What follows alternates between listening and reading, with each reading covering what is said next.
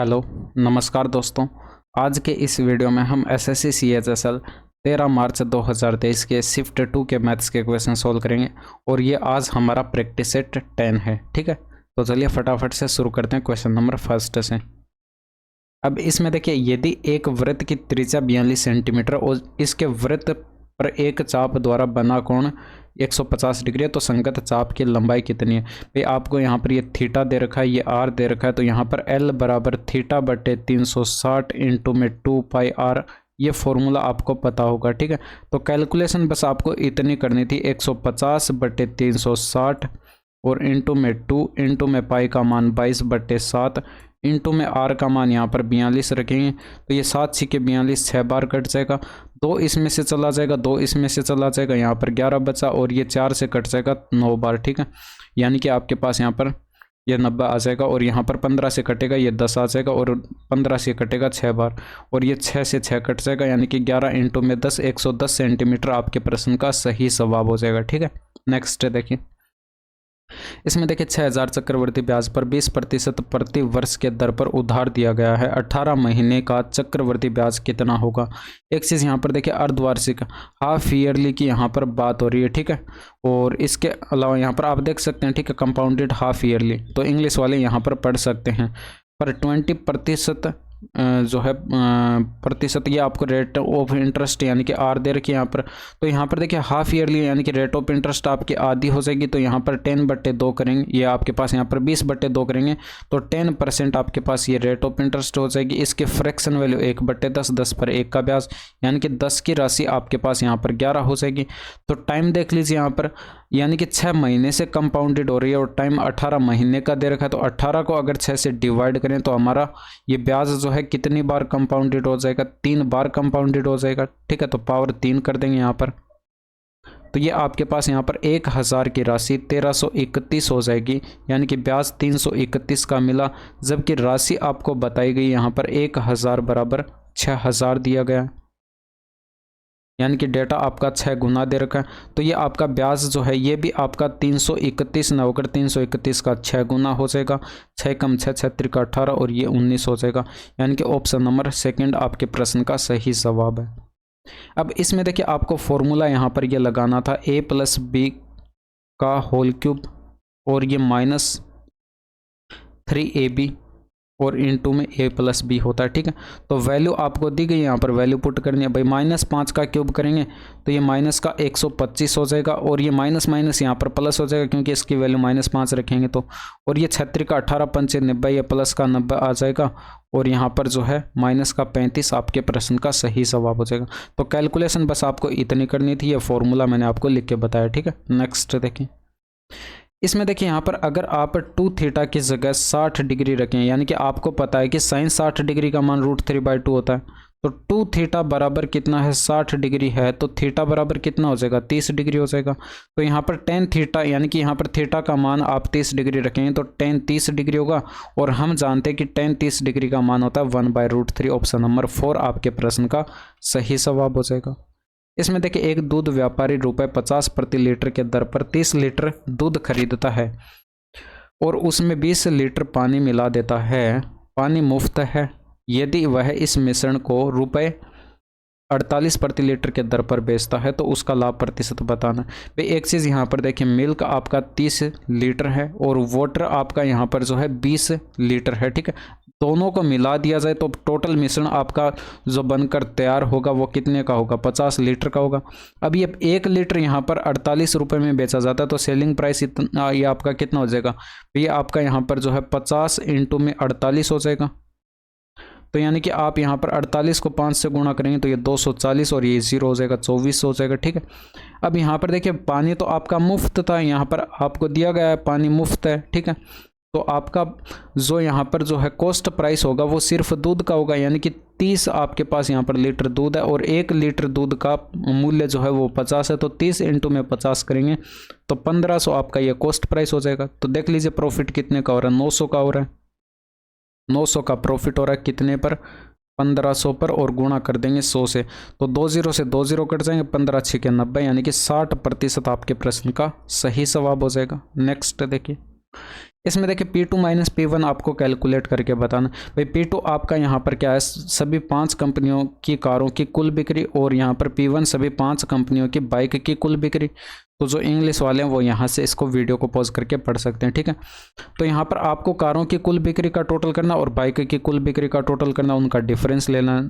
तो कार का यहाँ पर कितना हो जाएगा, ये 300 और ये 75 हो जाएगा, 375 और ये 450 और ये 100, यानी कि आपका यहाँ पर ये हो जाएगा 550, ठीक है। और ये 600 और ये आपका 850 हो जाएगा। एक सेकेंड, 600 और यहाँ पर जो है एक बार फिर से कर लेते, 375 450 और ये 550 और ये 600 800 हो जाएगा, 800 और ये आपका यहाँ पर ये वाला ऐड करना है तो 200, यानी कि आपका 1000 हो जाएगा, ठीक है। कारों का टोटल कितना है, 1000 आया। इसके बाद यहाँ पर बाइक का टोटल कर लेते तो ये 50 75 और ये आपका 200 और ये आपका यहाँ पर 350 और ये आपका यहाँ पर 200 ऐड करेंगे तो ये 550 हो जाएगा। ये आपका P2 है और ये यहाँ पर P1 है, इनका डिफरेंस करेंगे तो 450 आपके प्रश्न का सही जवाब हो जाएगा। नेक्स्ट देखिए, इसमें देखिए यदि एक दिन में कुल 1000 किलो सब्जियां बेची गई तो बेचे गए टमाटरों का मूल्य कितना है। एक चीज़ यहाँ पर देखिए, 1000 केजी जो है ये आपका यहाँ पर जो है 100% का मान दिया गया। भाई यहाँ पर आपके पास केंद्र पर जो कोण बनेगा वो आपका 100% बनेगा अपने आप में, और डेटा जो दे रखे हैं वो आपको परसेंटेज में ही दे रखे हैं, यानी कि कितना गुना दे रखा है आपका डेटा यहाँ पर, ये 10 गुना दे रखा है। तो टमाटो देख लीजिए, ये आपका यहाँ पर टमाटर जो है वो 40% है, यानी कि यहाँ पर जो है 40% का मान, ये भी आपका 40 ना होकर 40 का 10 गुना करेंगे, 400 आपके प्रश्न का सही जवाब हो जाएगा, ठीक है। नेक्स्ट देखिए, अब इंग्लिश वाले यहाँ से पढ़ सकते हैं इसको वीडियो को पॉज करके। इसमें देखिए, वस्तु ए पर 20% का बट्टा वस्तु बी पर 15% बट्टे के बराबर है, वस्तु ए और बी के अंकित मूल्य का अनुपात क्या होगा। यानी कि ए का यहाँ पर देखिए 20% का मतलब होता है 1/5, फ्रैक्शन वैल्यू लिख रहा हूँ, ठीक है। और बी का यहाँ पर 15% का मतलब होता है 3/20। ये आपस में बराबर दे रखे हैं, ए और बी यहाँ पर मार्क प्राइस है, ठीक है। तो ये 5 से कटेगा 4 हो जाएगा, यानी कि ए का बी के साथ जो रेशियो आएगा ये आपका यहाँ पर 3:4 आ जाएगा। नेक्स्ट देखिए, इसमें देखिए जितिन की आयु आज से 3 वर्ष पश्चात जितिन की वर्तमान आयु और 8 वर्ष पूर्व उसकी आयु के औसत से 2 गुनी है। 5 वर्ष पूर्व जितिन की आयु कितनी थी। देखिए 3 वर्ष, आज से 3 वर्ष पश्चात, अगर आज उसकी वर्तमान आयु x है तो इससे 3 वर्ष यहाँ पर पश्चात यानी कि +3 कर दीजिए इसमें।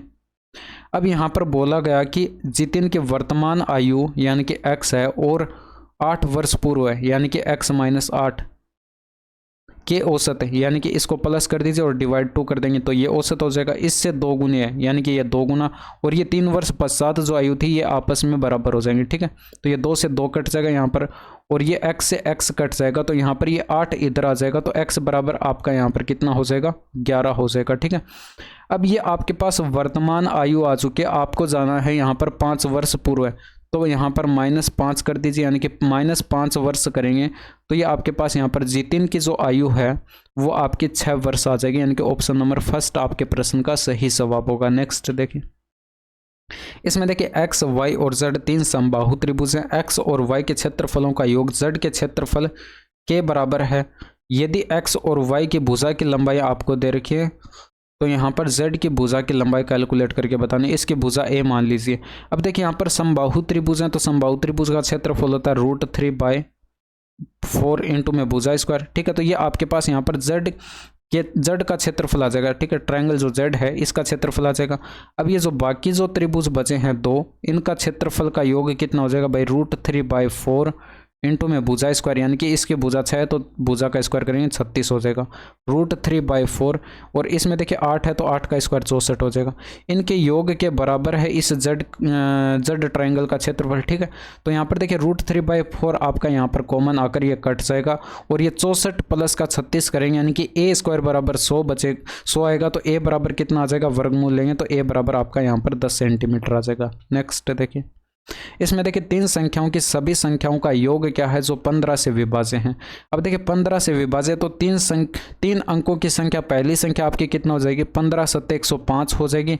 इसके बाद 15 × 8 = 120, इस तरह से ये संख्याएं चलती जाएंगी। और लास्ट संख्या देखिए 999 3 अंकों की संख्या होती है, ठीक है। इसमें 15 से डिवाइड करेंगे तो 15 × 6 = 90 हो जाएगा, और फिर यहाँ पर 15 × 6 90, 9 शेषफल बचा, वो 999 से हमने माइनस कर दिया, ठीक है। तो लास्ट संख्या आपकी ये हो गई, ये प्रथम और ये आपकी लास्ट एल, ठीक है। तो यहाँ पर n पदों का योग का फॉर्मूला होता है SN बराबर n/2 और ब्रैकेट में होता है a प्लस का l, यानी कि यहाँ पर n आपको कैलकुलेट करना पड़ेगा। तो देखिए यहाँ पर 15 7 105, भाई यहाँ पर 15 का गैप है प्रत्येक संख्या के बीच में, तो 15 7 105 हो जाएगा और ये 15 6 90, 15 6 90, ठीक है। तो 66 में से आप क्या कर देंगे, इस 7 को माइनस कर देंगे, यानी कि 66 में से 7 को माइनस कर दिया। अब देखिए हुआ क्या कि यहाँ पर ये 105 थी, ये भी आपकी यहाँ पर जो है टोटल संख्या 66 थी। भाई 3 अंकों की संख्या 15 से विभाजित टोटल संख्या 66 थी, लेकिन उसमें से 7 माइनस किया तो यहाँ पर ये 105 इसमें से हट चुके हैं। तो इसको फिर से ऐड करने के लिए इसमें प्लस का 1 करेंगे, ठीक है। तो ये आपका यहाँ पर n बराबर आ जाएगा 60। तो n बराबर 60 है, यानी कि यहाँ पर वैल्यू पुट कर दीजिए 60/2 ब्रैकेट के अंदर a की जगह आप 105 रखेंगे प्रथम पद, और ये लास्ट पद आपका 990 है। तो ये आपका यहाँ पर हो जाएगा 30 इंटू में कितना हो जाएगा, ये 1095 हो जाएगा। इसको 30 से गुणा करेंगे तो ये 0, 5 त्रिका 15, 9 त्रिका 27, 1 28 हो जाएगा, और ये 3 एकम 3 हो जाएगा। ऑप्शन नंबर फर्स्ट आपके प्रश्न का सही जवाब होगा। अब इसमें देखिए अगर आप ये पहचान पा रहे हैं, ऊपर आपके पास यहाँ पर जो लिखा हुआ है ये 2x + 3y का होल स्क्वायर लिखा हुआ है, और बट्टे में 12 का स्क्वायर लिखा हुआ है, यानी कि इसको आप यहाँ पर इस तरह से लिख सकते हैं, इसका होल स्क्वायर, ठीक है। अब इस 12 को अलग अलग कर दीजिए ब्रैकेट के अंदर, यानी कि 2x के नीचे लिखेंगे तो ये आपका x प्लस का 6 हो जाएगा, और 3y के नीचे लिखेंगे तो 3, ये आपका यहाँ पर y बटे आपके पास 4 आ जाएगा, ठीक है, y/4 का होल स्क्वायर। तो ऑप्शन नंबर सेकंड आपके प्रश्न का सही जवाब हो जाएगा, ठीक है। इसमें देखिए एक वृत्त का व्यास 20 सेंटीमीटर है, इसकी जीवा AB की लंबाई 10 सेंटीमीटर है, इस जीवा द्वारा इस वृत्त के केंद्र पर बनने वाला कोण कितना होगा। भाई यहाँ पर देखिए त्रिज्या और जीवा की लंबाई बराबर समबाहु त्रिभुज बनेगा, तो 60 डिग्री आपके प्रश्न का सही जवाब हो जाएगा। अब देखिए इसको समझने के लिए आप यहाँ पर इस तरह से समझ सकते हैं। ये मान लीजिए आपके पास एक कोई वृत्त है, ठीक है, इसके अंदर आपको जीवा की लंबाई, ये जीवा दे के, और इस जीवा की लंबाई 10 सेंटीमीटर आपको दी गई। व्यास 20 सेंटीमीटर है तो त्रिज्या 10 सेंटीमीटर हो जाएगी, आपको पता है इसका आधा हो जाएगी, ठीक है। तो यहाँ पर ये आपके पास दोनों इसकी त्रिज्या हैं। व्यास 20 सेंटीमीटर है तो त्रिज्या 10 सेंटीमीटर, तो यहाँ पर ये 10 सेंटीमीटर, ये भी 10 सेंटीमीटर, और जीवा की लंबाई भी आपको 10 सेंटीमीटर, ये समबाहु त्रिभुज बन गया। यानी कि ये आपके पास यहाँ पर तीनों एंगल जो हैं ये आपके क्या हो जाएंगे, ये 60-60 डिग्री के हो जाएंगे, क्योंकि समबाहु त्रिभुज में तीनों कोण आपके 60-60 डिग्री के होते हैं।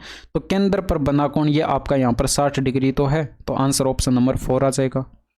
इसमें देखिए एक घनाकार बक्से की लंबाई, चौड़ाई और ऊंचाई का योग आपको दे रखा है, यानी कि लंबाई, चौड़ाई और ऊंचाई का योग दे रखा L + B + H बराबर 20 सेंटीमीटर, और घनाभ का कुल पृष्ठीय क्षेत्रफल 256 स्क्वायर है सेंटीमीटर है, ठीक है। तो यहाँ पर घनाभ का क्षेत्रफल जो है ये आपके पास कुल क्षेत्रफल जो है कितना होता है, 2 इंटू में LB प्लस का BH प्लस का HL, ये फॉर्मूला होता है, और ये बराबर आपका यहाँ पर दिया गया है 256। अब ये देखिए अलजेब्रा का प्रश्न बनेगा, भाई घनाकार बक्से के अंदर रखी जा सकने वाली सबसे बड़ी छड़ की अधिकतम लंबाई कितनी हो सकती है, आपको कैलकुलेट करके बतानी। देखिए घनाभ यहाँ पर किस तरह से बनेगा, कुछ इस तरह से यहाँ पर ये बनेगा, ठीक है, मैं ये आपको बता रहा हूँ। ये आपके पास यहाँ पर कुछ इस तरह से बनेगा। अब अगर आप इसके अंदर सबसे लंबी छड़ आप यहाँ पर रखनी है आपको, तो आप किस तरह से रखेंगे, भाई इस कोने से लेकर यहाँ पर इस कोने तक यहाँ पर कुछ इस तरह से टेढ़ी करके रखेंगे, ठीक है। तो ये इस घनाभ का विकिरण होगा, और इसकी लंबाई क्या हो जाएगी, अंडर के अंदर ये फॉर्मूला होता है, मैंने बता रखा L² + B² प्लस का H² होता है, ठीक है।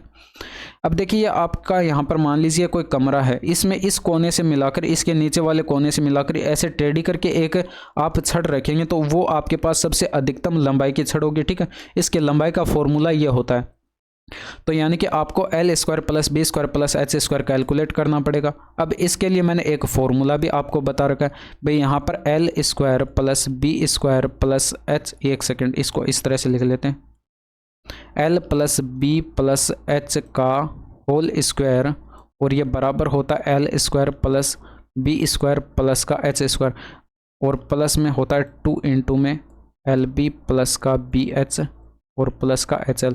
और देखिए इस फॉर्मूले पर जो है काफ़ी बार प्रश्न बहुत बने हैं, ठीक है। HL का यहाँ पर ये हो जाएगा, ठीक है। अब आपको यहाँ पर ये नहीं दिया गया, यानी कि ये आपको कैलकुलेट करना, बाकी सब कुछ आपको दिया गया है। ये दिया गया है, ये दिया गया है 20। तो यहाँ पर देखिए अब मैं डायरेक्ट इसको कैलकुलेट करके लिख रहा हूँ भाई। यहाँ पर आपका क्या हो जाएगा, l square plus b square plus h square बराबर क्या आ जाएगा। यहाँ पर देखिए इसका मान 20 रखेंगे, 20 का स्क्वायर कितना हो जाएगा, 400 हो जाएगा। और इसकी जगह आप यहाँ पर 256 रखेंगे, 256 उधर माइनस में चला जाएगा, यानी कि 256 इसमें से माइनस कर दिया तो 44 और ये 100 यानी कि 144 आपके पास यहाँ पर डिफरेंस है।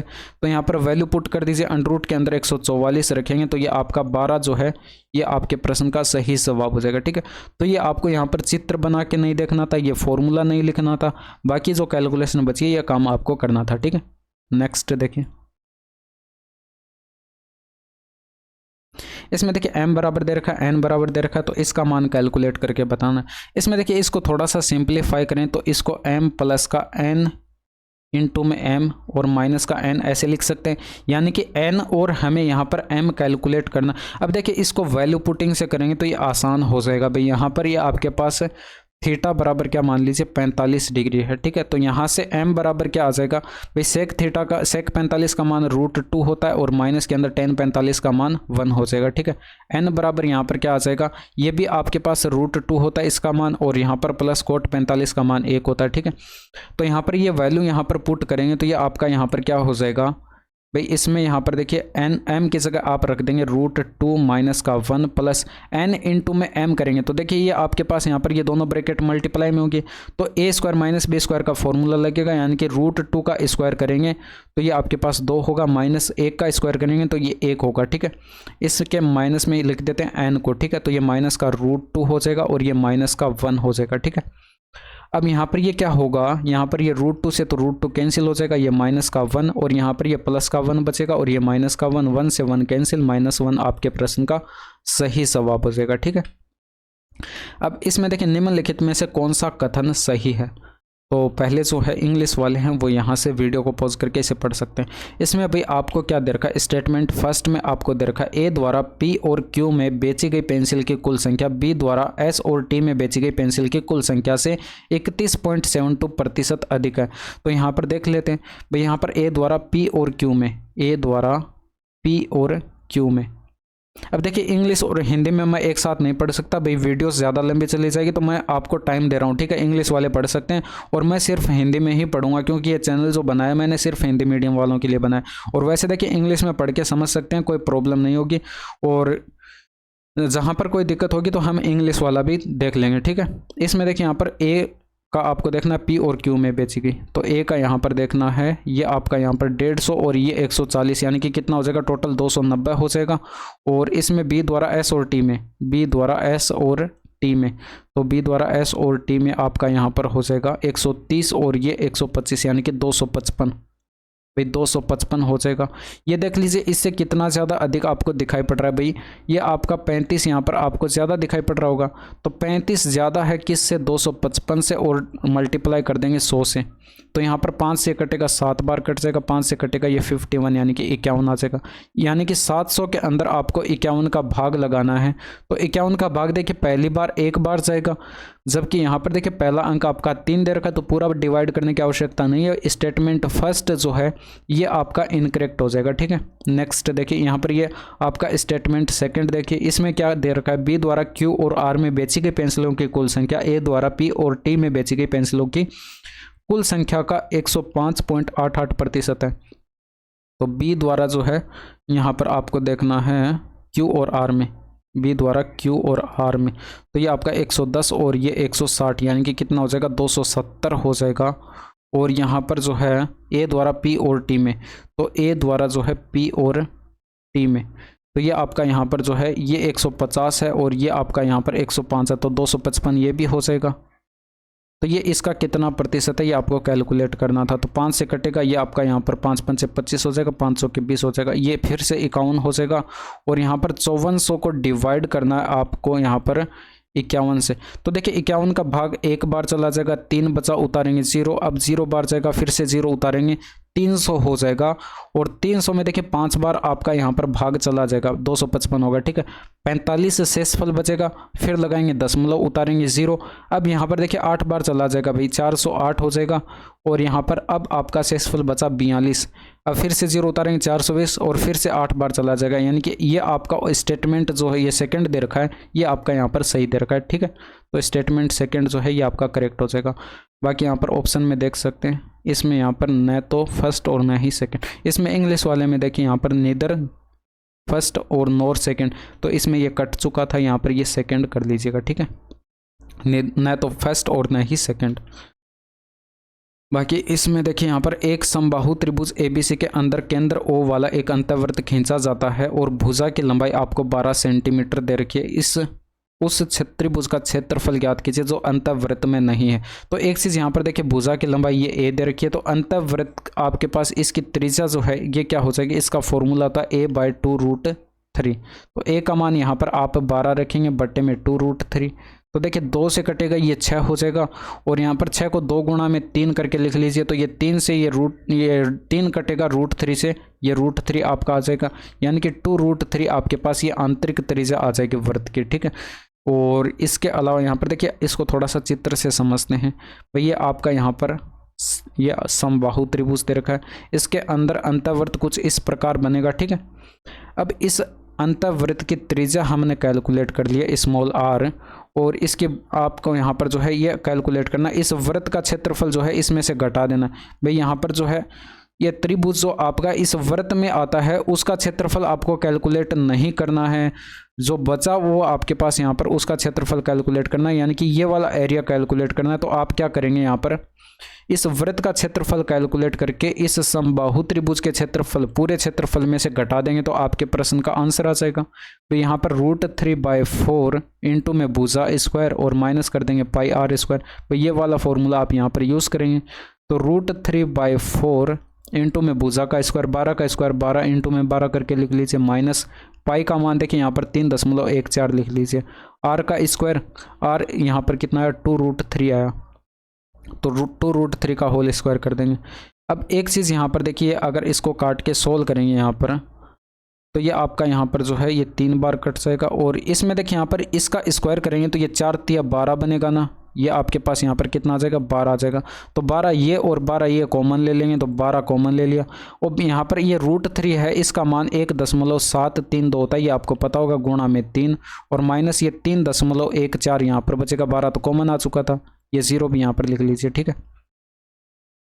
अब यहाँ पर इसको 3 से गुणा कराएंगे तो ये 12 इंटू में ब्रैकेट के अंदर आ जाएगा, 3 दूनी का 6, 3 तिरका 9, 9 ये आपके पास यहाँ पर 7 तिरका 21 हो जाएगा, और हासिल आएगी 2 और ये 5 हो जाएगा। और इसमें से 3.14 और ये 0 हमने लगाया था, ठीक है। अब इनका डिफरेंस आपको दिखाई पड़ रहा होगा भाई, 2.056 हो जाएगा, 2.056।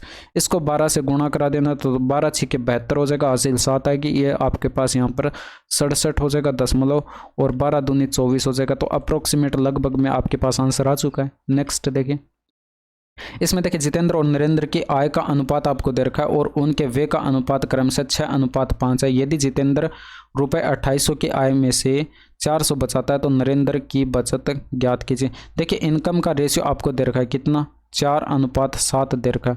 और यहाँ पर जितेंद्र की, ये आपके पास यहाँ पर जितेंद्र की आय है और ये नरेंद्र की।